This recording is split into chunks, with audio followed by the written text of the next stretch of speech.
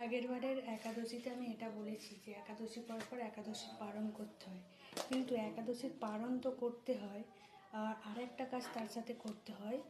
একাদশীর পরের দিনে দ্বাদশীর দিনে সাধুগুরু বৈষ্ণবকে সেবা দিতে হয়, কিন্তু সাধুগুরু বৈষ্ণবকে আমরা পাবো কোথায়? সেই জন্য সাধুগুরু বৈষ্ণবকে তো আমরা পাবো না, সেই জন্য তাদের নাম করে কিছু অর্থ একটা জায়গার মধ্যে রেখে দেবে, সেই অর্থটা বৈষ্ণব সেবায় কোনো মঠ মন্দিরে দিয়ে দেবে। রাধে রাধে। কালকে বেশি করে আটা মাখানো হয়ে গেছিলো, তো বেশি হয়ে গেছিলো, ফ্রিজের মধ্যে রেখে দিয়েছিলাম। অবস্থা দেখো, এইগুলোকে ভাবছি এখন পরোটা করে নেবো টিফিনে, কী আর করবো। রাত্রে আর করিনি, রাত্রে ভাত বেশি ছিল বলে সেই জন্য ভাতই খেয়ে নিয়েছে। এই জন্য আমি বেশি করে মাখিয়েছিলাম যে রাত্রে যাতে রুটি করে দিতে পারি।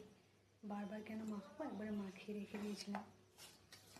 চলো পরে দুপুর বন্ধুরা, আজকে দুপুরে রান্না করলাম ডাল, শাক ভাজা, উচ্ছে আলু ভাজা, ঢেঁড়স আলুর তরকারি, এইগুলোই করলাম।